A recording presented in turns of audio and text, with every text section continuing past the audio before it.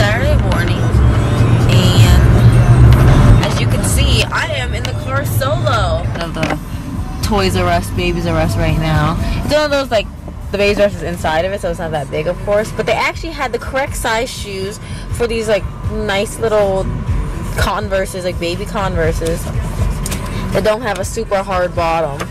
Which she actually received. Ayva actually received a pair like this for her birthday from her Uncle Tay, but Tay didn't know what size she was, so he bought her a 2, and she actually needed a 3, but I bought her a 4 just because she's probably going to start growing out a 3 soon, so 4 will be good, you know, for longer. But it's really hard to find a 4 because 4 is the biggest size the soft soles come in, so I finally found them. But yeah, we're about to go to Boardwalk Burgers and Fries, which is around the corner from here, and we'll call in that order right now. Hi, how may I help you? Hi, can I place an order for pickup? At Manchester? Yes. So I'm at Boardwalk right now. I already placed my order through the phone. Some fries are like fresh out the fryer. So good. And they make chocolate shakes, or they make shakes. Chocolate, vanilla, strawberry, mint chocolate chip, or cookies and cream using Edie's ice cream. And it's so good. It's not too thick, it's not too sweet, it's just like delicious. Hey everybody, can you guess where I am? I'm in my room at my parents' house. If you've been watching me for a while, you might remember the red walls, because they're still red. They're actually 2 different tones, because the wall behind me and the wall in front of me are like a corally red, and then the one to my left and my right are both like a ruby red. I alternated it. But I'm at my parents' house today because it's Sunday, and I was bored because Hun went at work, and you know, I had time to kill until he came home. So I was like, yeah, he gets off in a couple hours, like 2 more hours. So I'll probably head back then. But I brought Ayva here so she could play with her cousin Taylor, which is my sister's daughter, my only niece. For those who thought Ayva was my niece as well, Taylor's my only niece. But yeah, they're downstairs playing in Taylor's playroom, and they play really well together now, and they just love seeing each other, and they hug and stuff. It's just so cute. Spend the whole first run out in the lead. That would have been nice and a nice place to be, but I didn't, and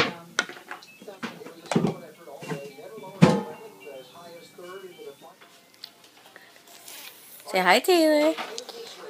Hi. Oh. Oh, yeah. Oh, yeah. Oh. Hey. Hey. Move. I don't want to move.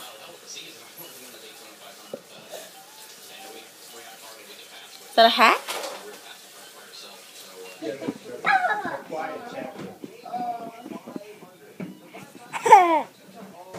You follow your cousin?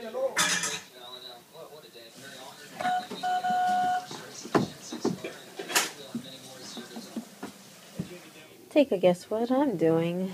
Laundry and laundry.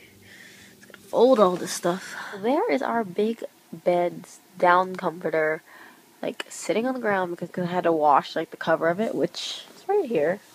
And I need to put this back on to that, which I will do in a few minutes, which is probably gonna suck because it's like a big heavy blanket, you know. Especially for a king size, it's like a pain in the butt to try to get everything like perfectly centered. But right now I'm working on putting Ayva's old stuff away. So I put all her old shoes away. She has a whole lot of shoes. And taking out her new shoes because her grandma bought her new shoes. She has like these sandals now, and grandma bought her some Reebok. You know, it's weird. I realized that we haven't traveled in a bit. I mean, the last time we traveled was October, and that was to LA. And that was October, November, December, January, February. So, yeah, exactly 4 months ago. Nothing crazy, but I guess because we traveled, I don't know, it felt so often. I guess it's feeling like it's been a little while. Because we traveled in May. Ayva was 4 months-ish. Yeah, 4 months, 5 months, 4.5 months old. That was the first trip. We went to LA 3 times last year. So we went when she was 4.5 months old. And then we went again in June. She was only a month older. And then we went again in October. But the first 2 times we traveled, Ayva was still breastfed. So we had to, bring my pump along. I had to pump milk. And I had to, it was like her first time flying, so I had to do the whole like make sure she either has a pacifier or she's feeding or she's drinking a bottle when we're going up and down the plane, so their ears don't pop and all that. And I mean, she did well, but she was it's like different stages of her life. And then the time we traveled in October, she was on formula because it was like the last 6 months of her first year where she wasn't breastfed anymore because I ran out of milk.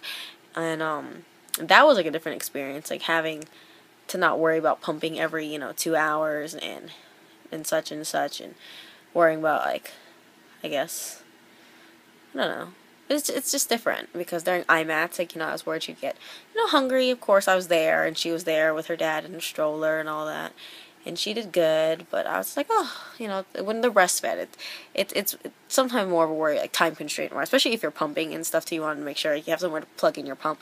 And formula is like completely different. You just want to make sure you don't spill your formula, run out of formula, that you put enough formula in your diaper bag when you go out and stuff like that. And this time, it'll be our first time traveling on whole milk, so it'll be an experience. It should be a lot easier though, because like a lot of places have milk. So I wanted to show you guys my Preggo dresses for this pregnancy because I'm going to be the biggest in, warm weather because I'm due in July. So I have to dress completely differently than my last pregnancy because I was due in the winter for my last one. So I just picked up some dresses from Target. I do not buy maternity clothes personally, just because I find like maternity clothes from, let's say, like Motherhood Maternity or Pea in a Pod are stupid expensive and they're not needed, at least not for everyone. For me personally, I don't need them. I don't need to go buy like Preggo jeans. I can wear leggings and still get like a small and still be able to wear it after I'm pregnant. So I just picked up some dresses from Target that are a little bit more, loose, flowy. Luckily for, the hot weather, I can just stay in like a maxi dress or a high-low dress, but a high-low that has not too high of a high-low, you know what I'm saying? So my belly doesn't obviously make the bottom of the high-low like, whoop, a little too high. But I just picked up the same dresses, and I got them in extra small because bust-wise and stuff, like extra small sometimes is too big on me. So even when I'm pregnant, it's not going to be like skin tight to the point that I can't wear it. It's going to probably fit actually well. So I just got some extra smalls. I'm going to pick up more, but the two that were in my size at the store, I've been eyeing a couple. These are them. This one's a high-low. It's gorgeous. I'm about to hang them up in my closet. It has like a little like navy hemline. Very cute. And then the next one is just like that. And it's a really, really long maxi. And it's like a chevron print. They're just really, really cute Preggo dresses. I mean, of course you can just go up in size if you're not like exactly like me, because it's different for everyone. But I never had to buy any I never even bought medium clothes for my last pregnancy. And even if I blow up this pregnancy, I shouldn't be that big. I'm just not gonna try to squeeze into my size 0, size 1 jeans, because that's just uncomfortable for like a belly. Okay. So I'm building Ayva her toy organizer while Daddy is cleaning the kitchen. There she goes. Hey, fresh. Dora, the Explorer. Dora. Yeah! I got a big smile out of her, even though I always blend the Dora, or I blend the noodle song from PB&J Otter with Dora.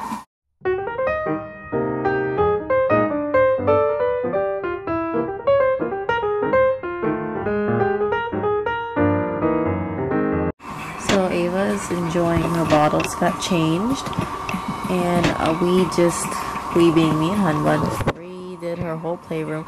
We flipped over every mat, because we like to do that from time to time. Flip over everything, vacuum the bottom of the mat, vacuum the top, vacuum under the couch.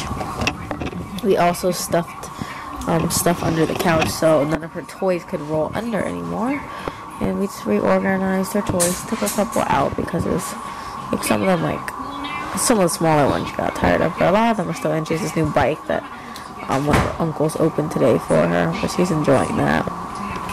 And then she has more toys over there. Her big ball pit. And that's her toy organizer that I just built. And for the most part, I organized it really well. But of course, she's going to mess it up. Guaranteed. But at least we know where to put stuff back. Or if I'm looking for stuff, like, to find it. I don't know what. Her bangs don't like to sit to the side because they're cut to be towards the side like this.